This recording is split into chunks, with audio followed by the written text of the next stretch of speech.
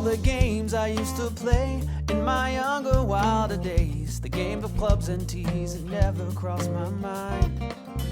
But after some discussion with my closest, dearest friends, Welcome into another episode of the Turn Fantasy Golf Podcast. My name is Andrew Putters, here with my partner in crime from Rotoballer.com, lead golf editor, Joe Sweet Swinging Nicely. Did not hit the sticks this weekend. Looked like he was poolside with the fam for Father's Day. Man, what a weekend of golf we watched. Probably mean you need to hash out a few things. Number one, let's just hit right the U.S. Open right now, Joe.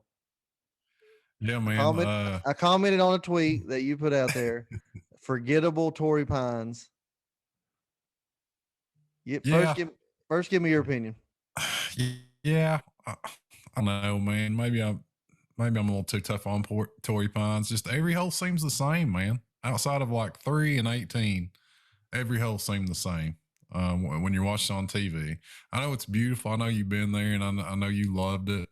And it's probably one of those things when you experience it in person, it's great. But just from kind of memorable holes on TV, there's only a couple for me. So that's kind of my only thing with Torrey Pines. I think it's fine. Obviously, we've had 2 U.S. Opens there, and they've both been very dramatic ones. So you know, it proves to be a good venue as far as providing exciting golf. But I just don't know that it's the most memorable U.S. Open venue we have, but it's fine, man. Like Torrey, but just a really weird week, man. The broadcast just felt kind of not major like, if that makes any sense.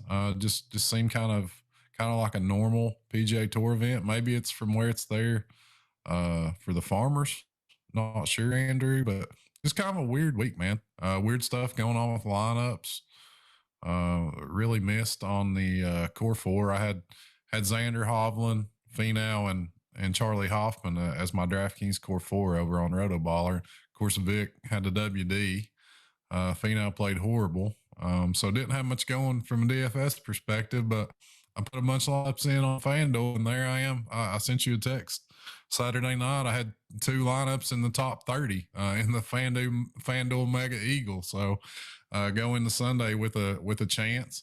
Had no ROM, so got on FanDuel Sportsbook Sunday morning, and live bet ROM just to kind of hedge, which turned out being great because my lineups went in the tank. But just overall, man, a really, really weird U.S. Open, kind of mixed results all around, and just felt kind of weird. Well, I've got a couple of things to say then on that note. Number one, first about the broadcasting. Up until recent years, U.S. Open was the most televised golf event by far. We used to get 7 a.m. to 7 p.m. live coverage either on ESPN or TBS, USA, whatever whatever the coverage was on. It was on for 12 hours every day. And I guess PJ Tour allowing the corporate stuff to push them around is happening now. With it now looks like their majors is we have to go to 4 different stations or 3 to 4 different viewerships to catch it, whether it be the app, the Peacock Network, the Golf Channel, NBC. Is really it's about hard, impossible to follow, really. But they're very disappointing as far as that goes from the fan base. As far as Torrey goes, let me say this: in person, it's amazing. I'm sure that the golf course is amazing shape. But honestly, this week it played, other than the rough being a little higher, it played like the event did in February, unfortunately, I think, because really Torrey has a lot more teeth. There's no reason whatsoever, in my opinion, that in the U.S. Open, a guy from 265 yards out should hit a 3-wood onto a par 5 and it sits. I mean, can we be honest about that? That should not be a factor. The greens were too soft, in my opinion. They did shorten the par down to par 71. The winner shot 6 under. So at a normal Torrey event, if you add 3 more, that puts him at 9. And then he plays the North Course one day instead of the South, which averages about 2 shots. He shoots 11 under par in a normal Tour event there. So honestly, it played the same setup as the normal event in February, which is very disappointing for me because how much I love Torrey, and if they firmed up those greens, Joe, 4 over would have won this tournament. Yeah, I agree with you, man, and I think the players kind of said as much, and maybe the USGA didn't want them to say some of the things they said. I think it's Mackenzie Hughes after Saturday's round when he got in contention. I mean, he basically they kind of asked him the difference between this week and the Farmers, and he said basically nothing. And Rahm even came out and said that he was firing at pins all day yesterday. So, yeah, man, I was kind of disappointed with that. I expected it to be a little bit beefier and tougher than it was, but yeah, I agree with you. Very, very similar to the Farmers. And circling back around to the broadcast, Andrew, how bad is Johnny Miller missed, man? Maybe that's one of the things with NBC's coverage of the U.S. Open. You just didn't really appreciate maybe how good Johnny Miller was till he's gone now. But Azinger's just terrible, man, and he seems like a great guy, and I'm sure really knows the game inside out. But as far as being a major championship caliber broadcaster, he's pretty painful to listen to when you're watching him all weekend. From a broadcast standpoint, Joe, they probably said the same thing when they handed off from Ken Venturi over to Johnny Miller. Maybe a few years down the road, or maybe when Azinger hangs it up eventually, they'll be saying the same thing, about the guy covering him, or replacing him doesn't hold a candle either. So I think it might be a little early on the Zinger, but I can understand what you're saying. But let's, when he was in that chair, Johnny Miller was not very well liked either. Some of the comments he made about his game versus some of the guys on tour today. So I don't know. I guess not watching a ton of it. I just kind of watched it all day Sunday, but not watching a ton of it throughout other than just catching clips here and there. Like I said, highly disappointed in the playing condition of the course. We all like to see, personally, I think it's fun it's fun for the viewer when you see the U.S. Open champion shoot 3, 4, 5 over, and like you said, John Rahm firing at every pin on Sunday. I mean, what hole is it? Is it 11 or 12? Is a par 3? And it's like 211 or 203 or whatever, and it's a back right pin behind the bunker, and they're firing right at it with 5 irons. I mean, that's ridiculous. In a U.S. Open. Let me preface that. I still think even under normal conditions, Torrey Pines stands right up there with Quail Hollow, Riviera as the 3. Probably maybe Bay Hill. And unfortunately, what was the tournament up in the Canadian Open they've had the past decade that Jack Nicklaus designed? They had that at Glen Abbey. Glen Abbey. Yeah, Glen Abbey. Other than that, those 5 courses probably to me were the cat's meow as far as regular tour events. On the big courses, the major championship likeness courses, and unfortunately, like I said, just disappointing that I think they did an injustice to the USGA. Now on the way out, Mike Davis with the failed flyover could not have ended on a better note for me. To me, he is the guy that ushered in the cut down every tree in America on a golf course trend, and I am happy to see the guy go. Might be a good guy, probably a great organizer or whatever. USGA has done a lot of things good for the game over the last 20 whatever years he's been in there, but I think that I'm happy to see the guy go, and hopefully the new guy does better. But anyway, yeah, he's a really sharp guy. Mike Wan's coming in from he was actually the LPGA commissioner, and he's a really sharp guy, really highly thought of. I think he's got some past history with the USGA, so I think he'll do a really good job. But yeah, definitely time for a change there, man. Agree with you on Mike Davis. Funny story. So, my dad's a member of the Virginia Country Club up in Bristol, Tennessee, Virginia state line. And you knew that, but we were up there touring the place, and the place is built in the 90s, and when they built it, they brought in this firm and they checked out the golf course. And the first thing the firm in the mid 90s said, first thing we need you to do over the next 20 years, you need to plant 2,500 trees. Brought the same firm in 3 years ago, and the same exact firm, Joe, 25 years later said, over the next 10 years, you need to cut down 1,500 trees. Okay, And that's crazy, Joe. and they sent him a bill both times. Is the Yeah, beautiful thing about that. yeah, right. Yeah. So anyway, that's just. I'm not a fan of the clearing the trees out on the old courses. That you know that I've mentioned it several times, especially on the Donald Ross tracks, because that's what kind of gave them teeth here in their older years, since they're a lot shorter, for the most part. But anyway, moving on from the U.S. Open, Joe. Lastly, said John Rahm, man. I said last week I couldn't find it in my heart to pick him, and it had nothing to do with his golf game. I even made that clear. Uh, Nagels threw out a bunch of stuff out there. I'm just not a fan of him. But man, he's a player. He's very good at golf. I can say that. Yeah, yeah, I agree, man. And thoughts and prayers out to Bagels, our guest last week. He might never do the show again because we're the curse of the turn. Brought home a Rom victory when he was out there in California. But if you're listening, Bagels, we appreciate you doing the show and hope you'll do it again. And hope you had a great week, man. Seeing family. I know it didn't go the way he wanted it to go. But yeah, Andrew, as you mentioned, John Rahm, man, just a phenomenal player. Has really been a phenomenal player since he stepped foot on the PGA Tour. Seems like I used to roster him a lot more than I do now. Obviously, his price is much higher than it was when he kind of first came on the tour. But I absolutely loved playing that guy when he was a rookie, first couple of years on tour, and he's consistently produced ever since turning professional. This kind of felt inevitable. Kind of felt like a major was coming at some point. We just didn't know when. And most likely it's the first of many, man, for just a really talented guy that's up there, tee to green, around the green, putting, just ties it all, man. One of the best all around players in the game, without question. Has the power needed to compete in today's game.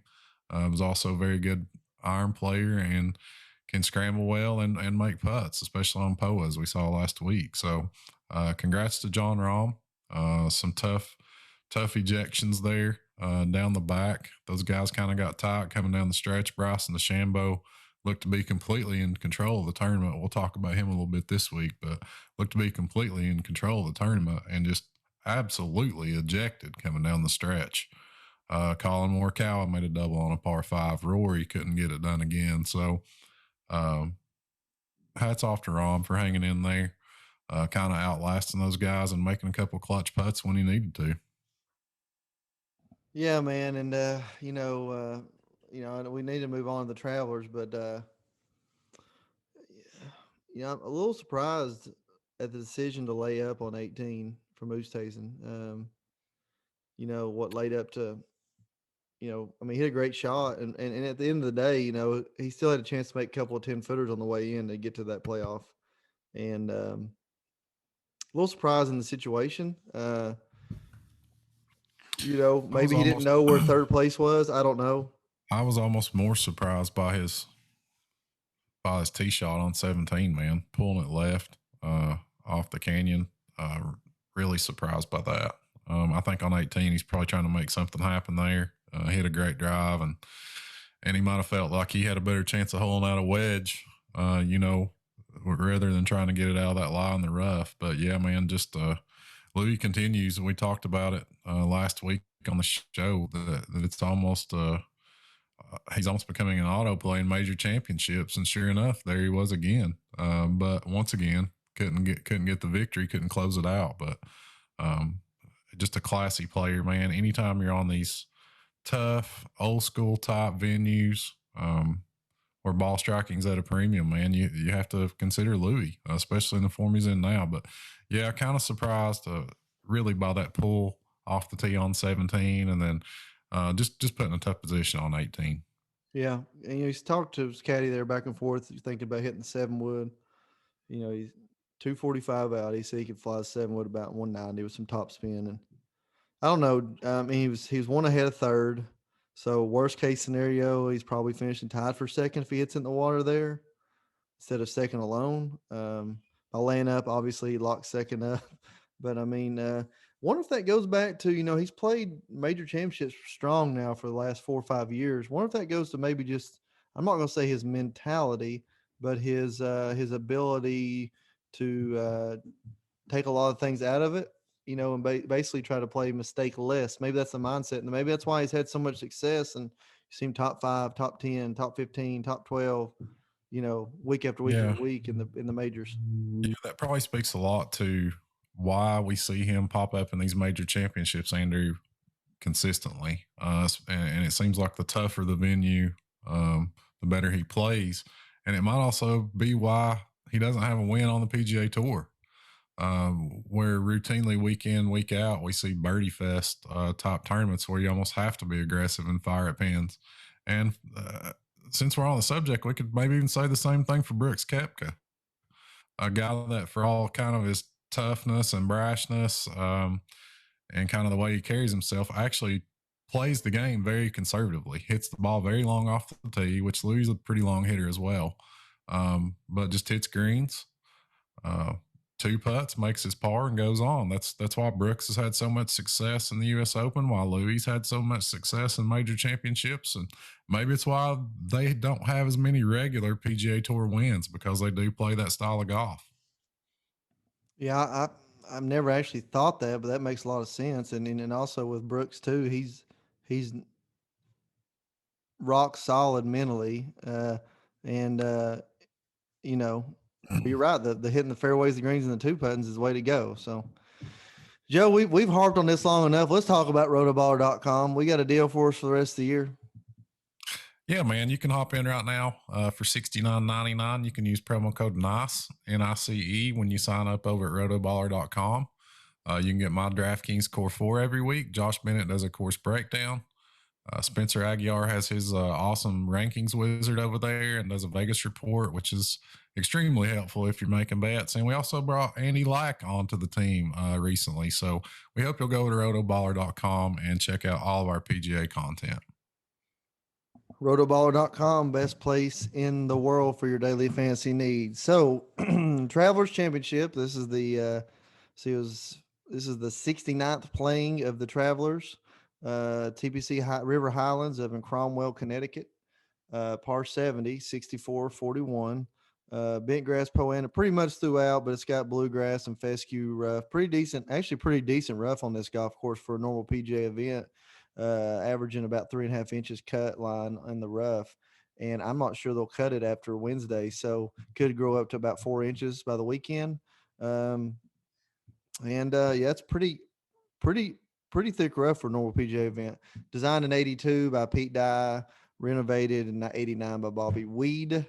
I did see is actually say there's an additional note about the course that the turf took a little bit more this year to wake up, so we might see some bare spots or thinner spots in the rough, thinner spots on some of the edges of the greens, things like that. So this is a great golf course, very well highly thought of, like most Pete Dye tracks.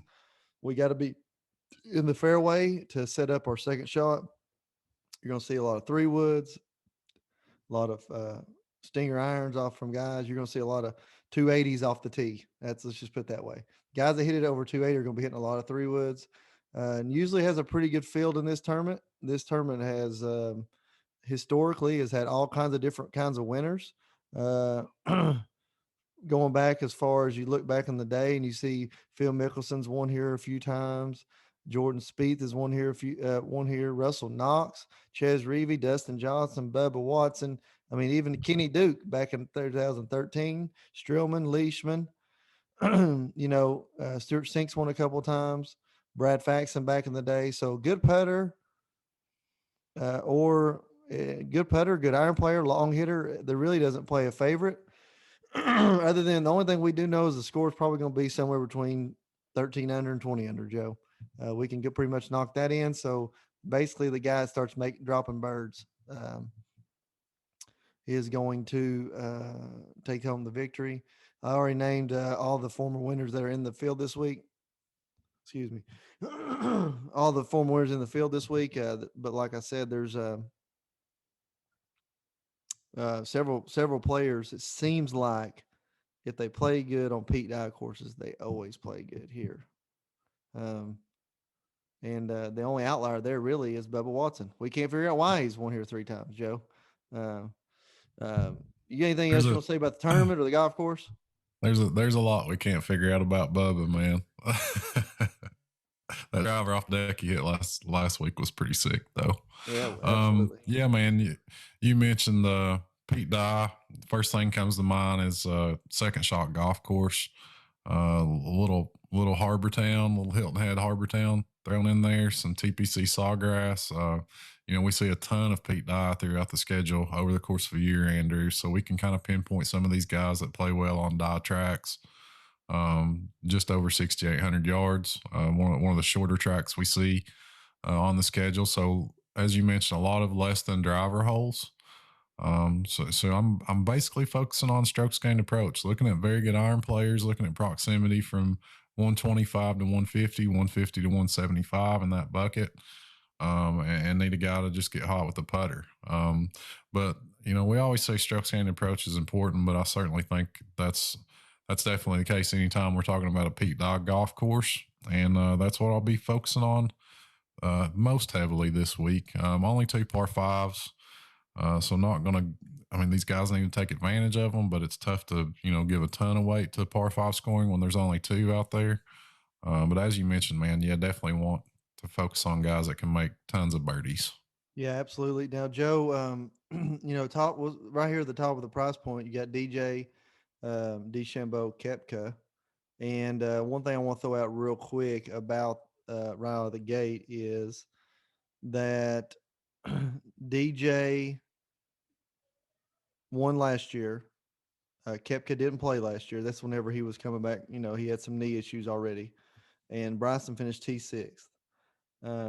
DJ won last year, and I don't know if you remember this, but this is when we started talking about DJ getting tuned up. We could see it coming. We could see it coming. And during this stretch last year, DeChambeau finished top 8 every tournament because he was making literally everybody looked at, Joe. And so we have to take those things into factor before we start looking at this price point. That's just what I want to mention right off the top. But 10K and above, DJ, DeChambeau, Koepka, Cantley, Reed. This might be a full pass on those. I know every week it seems like I'm saying a full pass on the first 4 or 5 guys, but you said DeChambeau was in full control last week. We're gonna get a good hard look and see how mentally tough he is after that total meltdown on the back 9. Will he be able to continue that putting he had last year? DJ, I'm not really sure about DJ. It was very lackluster. It felt like he played awful this week, and he still finished 13th or something, 7th. He still finished pretty good up there. Never really made any noise. Never really hit the top page of the leaderboard. But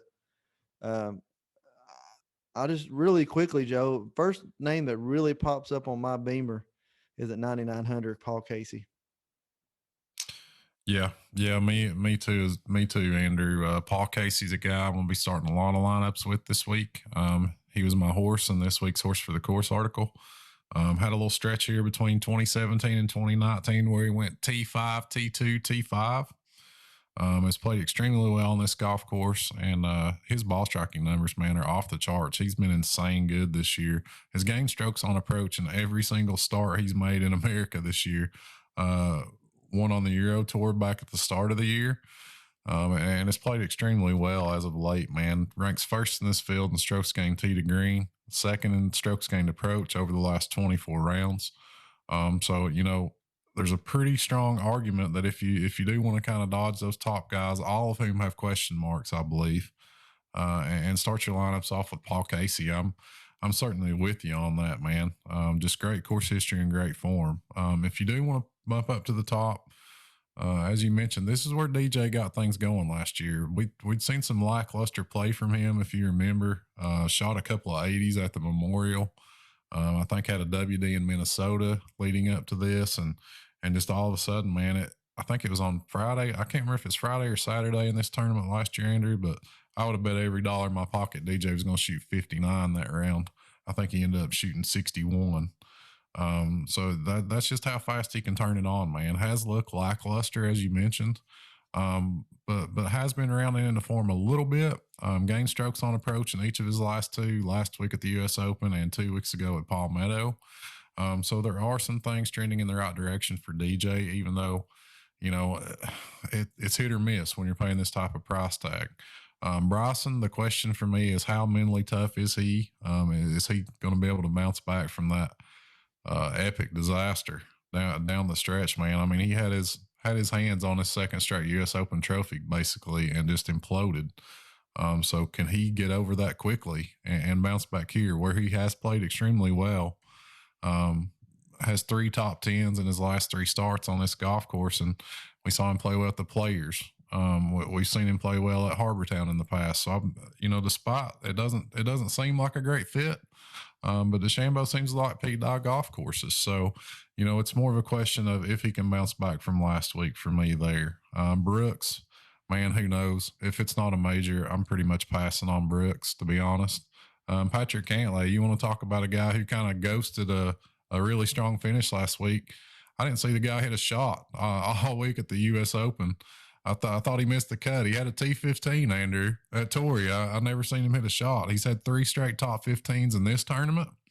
So I think you can look at Patrick Cantley there if you want to kind of fade the tip top, but maybe bump up from Paul Casey. Cantley's an option. Reed's always solid, but we never know where to put him statistically. So a lot of questions up at the top.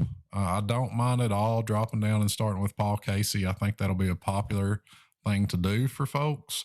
But it's tough to argue with the form, and it's tough to argue with his course history. Yeah, I was, as soon as I said his name, though, I started thinking about. I feel like a lot of people's going to have that same mindset. Is all the question marks in the first 5? Slide on down and see the recent history from Paul Casey at this track, plus how well he's really played over the last 6-8 events, and might be there. So we could be looking at another 30% ownership, possibly. Maybe not with Scheffler, Reed, Streelman right around the same price. We might be able to. It might bring his ownership down. What are they saying on the estimation on him? Do you know? I haven't seen anything yet, man. It's always early in the week when we do this, but I'm sure he's going to be popular. Yeah. I would almost bet I'll almost bet he'd be one of the most highly owned guys on the slate this week. Because he does have that sub 10K price tag, the great course history, the great form, just a lot to like, man, from Paul Casey. And as you mentioned, Scheffler's a strong player, has looked good his last couple of times out, played well last week, missed the cut in his only traveler start here last year. Kevin Streelman, another course horse, really in that Paul Casey mold. And it's kind of a theme for me, Andrew, this week as we go down the salary scale. I'm happy to go kind of boring this week with a Paul Casey, with a Kevin Streelman. Just consistent veterans, guys that know how to play this golf course, kind of know how to handle the rigors of coming off a major championship last week.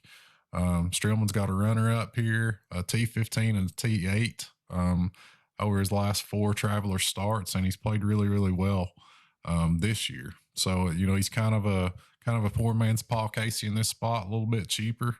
Probably won't carry quite the ownership, especially at this pretty stout $9,400 price tag, but really like Kevin Streelman up there. You can even pair him with Paul Casey this week. As you move on down, Maddie Wolfe is really, really good to see him back last week, man. Love his personality. Love that he's willing to kind of step away and try to get himself right. And we were reminded just how exciting he can be when he's out there playing golf and having fun. Had a couple of just crazy rounds, just unbelievably fun to watch. So good to see him back. But I don't know that this golf course is the greatest fit for him, being a less than driver track. Tony's not played well here his last couple of times out. Missed the cut in his last 2 traveler starts, but did have a couple of top 25s prior to that here. But I'm still really kind of scratching my head over his performance last week, Andrew. So I would almost want to drop down to an Answer or a Neiman, guys that we talk about a lot on this podcast. Both guys have played well in this tournament. The course fits there. Great ball strikers. Answer's case very, very accurate off the tee. Very precise with their irons. So I feel Answer and Neiman are both great plays this week. Talk to me a little bit about this range, man. Even on down to Bubba, your boy Bubba at 89. Yeah, I think I'm on full fade from Bubba mode for the foreseeable future. But I think Neiman's interesting because he has putted a lot better the last 6 months. But I'm not sure that the course obviously fits his style of play. One of his advantages is how far he hits it, obviously. So I'm not, but he does he does hit a lot of fairways, and the fair, to set up your second shot, you've got to be in the right spot in the fairway. So I do like him. I like Answer a little bit better, I think. This golf course fits right into his style of play, position golf, a lot of fairways, a lot of greens. Like Brian Harmon also, Yeah. 8,800. Love Brian Harmon this week. Yeah, like him. Moving on down, I mean, Charlie Hoffman, kind of back to back Memorial and this week, disappointing weekends. Yeah, I was really high on Charlie last week. Obviously, made him one of my core 4 pieces on DraftKings, and he made the cut for us. But like you said, disappointed again over the weekend. But he kind of fits into that mold. You mentioned Brian Harmon, who I feel like pops up as a very noticeable value on this slate with how he's been playing. You can argue he's right there with Streelman and Casey, kind of when it comes to course history and recent form. Has a couple of top 8 finishes here over the last 3 years. So I really love Brian Harmon there at 88 and Hoffman at 86. You can pop both those guys in that kind of boring veteran vanilla type of player that I'm actually looking for this week. And then Siwoo there at 85, man. If there's such a thing as a Pete Dye specialist, we'd have to say Siwoo certainly is one. As one of the players, won the Amex earlier this year on a Pete Dye track. We saw him losing a playoff at Harbortown a few years ago. Had a T11 on this golf course last year. So, Siwoo loves some Pete Dye. So, there's another option in the 8,500 range with Siwoo. Yeah, I've never been much of a Siwoo player. I hear you talk about him all the time. But he's not for the faint of heart. No. I mean, it's literally like top 10 or miss or 60th or miss the cut, Yeah, which is something, something from in one train of thought that you don't mind in GPPs. If you're playing a big, huge, GPP, it's got 50 to 100,000 people in it. There's something to be said for these guys that, they might miss the cut, but they also bring some top five upside to the table, which is something I feel you can say about Siwoo. Right, and I wouldn't mind if I was looking at the Hoffman Siwoo price range, and obviously a big pass on Justin Rose, but the 3 guys right below Justin, Henley, English, Leishman, wouldn't mind taking a look at them over the Hoffman Siwoo if you're needing to save some money on that price range player. This golf course sets up for all of them, really. Leishman, former winner here. Henley, we've always known Pete Dye tracks. He's a ball striker. Disappointing Sunday on him, obviously. Doesn't hit the ball very far. We talked about that after his round Sunday. That was a little bit of a disadvantage, and English, man, come out of nowhere, 3rd place finish. So we're still waiting on English to stand up, man. I mean, he's got world class talent, man. World class game, anyway. Sliding on down, Higo, everybody was all over him last week after his victory, and just did not play well at the Open. Keegan Bradley, this is the full Keegan tournament, isn't it, Travelers? Is this the full Keegan? That might be Valspar. Valspar, okay, maybe. But he still plays well here, man. He's had some good finishes here. He had a runner-up a couple years ago. I think when Ches won, he and Keegan were battling down the stretch, if I remember right. And I think he's got an additional top 10 here since 2017. So this is definitely a Keegan type of track, man. Ball striker's paradise. Get hot with a putter, which we know how horrible Keegan is, but he can occasionally get hot, and with his ball striking, can make some moves and has that upside, kind of like we talked about with Siwoo. It's not always there. Obviously, he's a very volatile player. Can go from first round later to missing the cut, but he does bring a measure of upside to the table. So, I think you can look at Keegan. And as you get on down, a lot of names we know in the 7Ks. Not necessarily great course fits there in kind of the upper 7Ks. I don't know that Max Homa's a great fit. Phil, Molinari, you could maybe make an argument for, but I still can't can't get there, even though he played well last week. Sam Burns, a guy we know is extremely talented, but I don't know that this is the best course fit for him. He's so good with his driver that this course kind of takes that out of his hands. And Doc had a T11 here last year, played really well at Palmetto. We'd kind of been hoping to see something out of him, and maybe he's trending in the right direction now, Andrew. You know we love Doc on this podcast. You got any thoughts on him?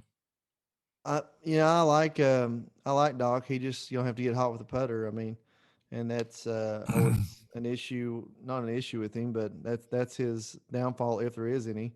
Um, Doc's what 76 or something like that. A Yeah, player. 76. Yeah, 76. So, a player in that price range that I'm gonna also look into, and GPP only here, folks, but tied for 8th at the PGA Championship, tied for 11th at Memorial.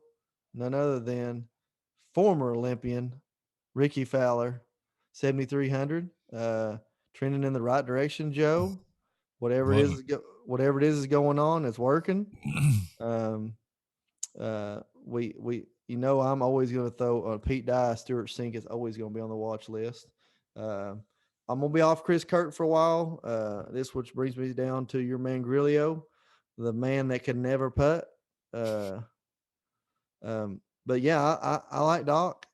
He wouldn't be a full blown green light. Because consistency wise, Yeah. he's a less than chalky play. I would say. How's that? Yeah, little surprised really to see him at 7'6", Andrew. Kind of expect to see him more down towards the 7 range, Yeah. especially when you look at some of these guys in the low 7s, like you mentioned. Stuart Sink has played excellent golf. Has played extremely well on this golf course in the past.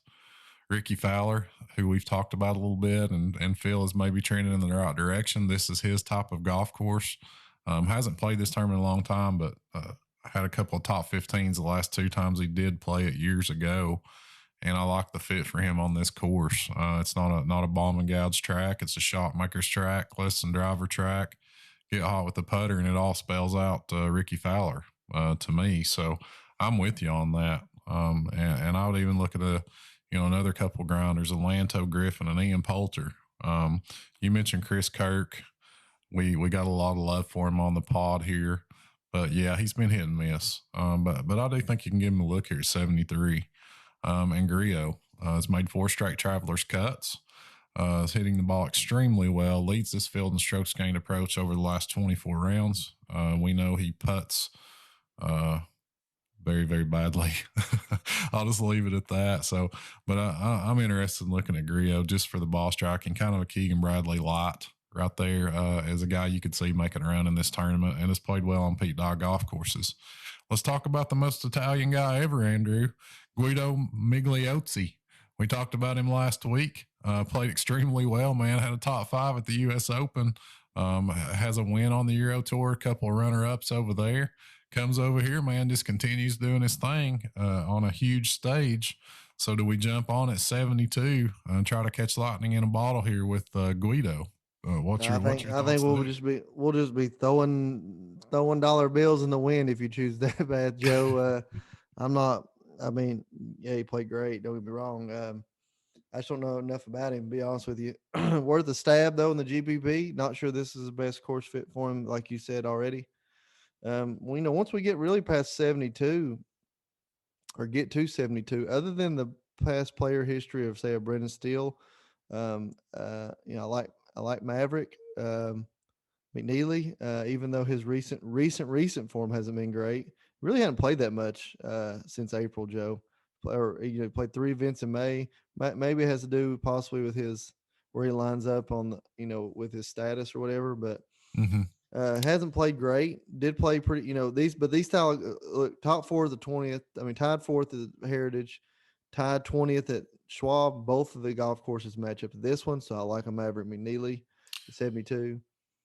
Brandon Steele with course history. After that, Joe, he gets really thin really fast for me.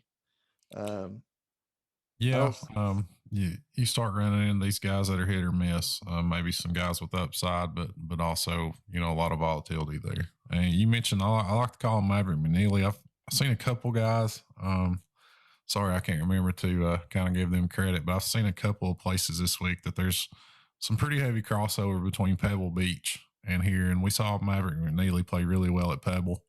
And we seen him play well at the Heritage, which is a Pete Dye track at Harbortown. So really like the Maverick McNealy call. Mackenzie Hughes had a T3 here last year, has made 4 straight cuts in this golf tournament.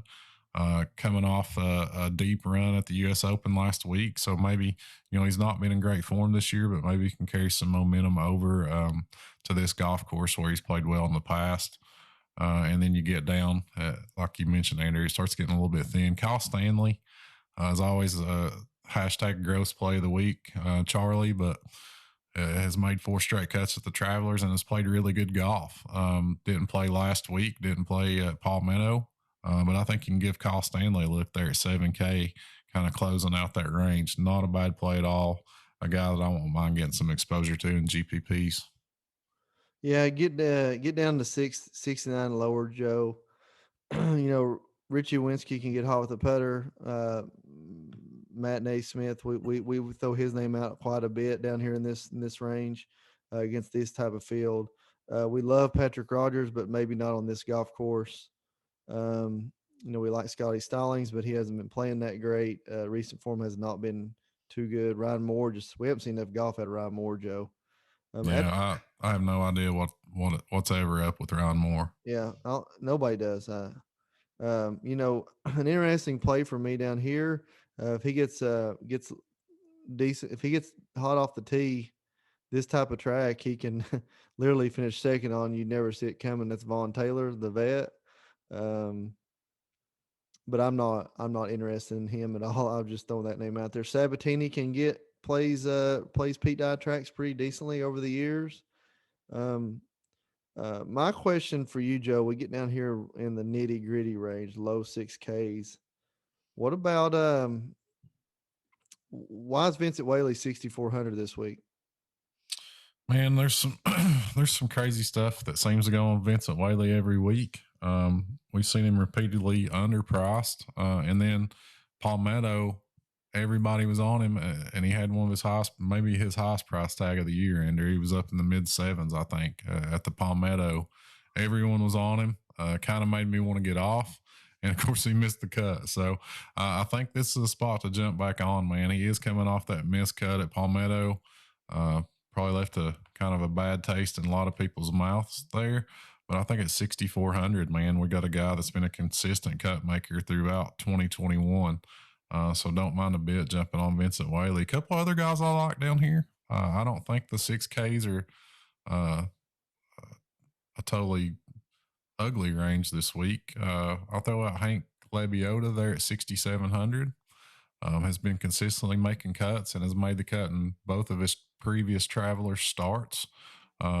Playing really well with the irons. Feels like he's underpriced there at 6,700. I'll have some Hank Lebioda in GPPs. You mentioned Vaughn Taylor. I think that's a guy you can look at. It's got a 4th on his resume here. And you also mentioned Whaley, who I don't mind going to. A couple of young guys. We always like to throw those guys out. Austin Eckroat is turning pro. Has played some good golf on the Korn Ferry Tour. So I think you can give him a look at 6,600. Played really well there. Young man out of the Oklahoma State. Really talented kid. Roger Sloan's a guy we've seen pop up from time to time. Got Johnny Pock down there. Didn't play well in his pro debut at Palmetto. Davis Thompson did out of the University of Georgia. He's also turned professional now. So I think you can look at him down there. Then you start getting into kind of some hit and miss range down here at the very, very bottom. We've actually seen Chase Koepka play well a couple times, but it seems like his form's kind of fallen off on the KFT, looking at his last few results there. And I don't know that I'll go any farther down past Vincent Whaley, other than just grabbing some exposure to these young guys in spots. Yeah, I agree, Joe. Like we said, past 7, it starts getting pretty slippery because we got to rely on putting a lot. So, real question, here ending up the show, Joe. We got to end it on the usual note. Where's your heart at, and where are you throwing your darts? Man, I always wonder to myself, why do I never think about this before we record the show? It's like when you ask me that, it's the first time I start thinking about it. I might be stealing your answer here, AP, but I'm going my dart, Ricky Fowler. Let's get a little comeback special going. I like it. I like where his game's headed. So I'm going Ricky. My heart, man, is hate to say it, man. Paul Casey. Chalk Casey. I like Brian Harmon as well, too. Good price on Brian Harmon. I like it. Chalk Casey. Yeah. Chalk Casey. Scarier than a cock gun. I'll tell you, he, in my opinion, he should be chalk. Probably won't be, but my dart is easily Stuart Sink is going to finish in the top 10 this week. Basically finishes top 50 in every event, no matter what the field is. Does not miss cuts. It seems like last 10 months has played like the best golf. He's playing like he's 27 again, Joe. Like he's got 2 kids at a dorm and he's the team captain at Georgia Tech again. You know, Right. I won't throw that as a dart, even though I'm not saying he's going to win, but I just see a top 10 this field, this golf course. I mean, I know there's a lot more talented players above him, but if you lined up, there would be guys that you would match him up against with a price point much higher than him that you would take him straight up over on this course. So that's where I'm at on him. Man, I'll tell you what, my heart this week, I want to say Casey, but I'm going to shed away just because of the full-blown chalk Casey move. Patrick Cantley. I like him over the other guys at the top. So that's my heart. Patrick Cantley, Stuart Sink. Pretty easy for me. 2 guys I like to say a lot, so that's pretty easy. Nothing fancy this week. Nothing fancy. Little US Open. Little US Open follow up. It's a good field though, man. You know, I know this tournament's been around forever and usually has a pretty good turnout, but really surprised by just how good this field really is. So it should hopefully be a fun one. I agree, Joe. Can't watch. If I get a chance to watch it, I can't wait. So it's always, TBC here it's always a good track. Most Pete Dye courses are pretty fun tournaments to watch, to be honest with you, week in, week out. So without further ado, my name's Andrew Putters. That's Joe Nicely. Thank you, Rotoballer.com, for everything you do. Let's go hit up the Travelers this week. Go subscribe to the YouTube channel, rate our podcast, do all that stuff. Oh yeah. Do all that good stuff. Help us out. Give us a like, follow, retweet, share, do all those good things. And I'll tell you what, man, hit us up on the weekend on Twitter. We're out there in the Twitterverse. We'll answer. We'll talk back. But guys, thanks for listening. This is the Turn Fantasy Golf Podcast. Give it one good try. That was my first big mistake. I've already hit 3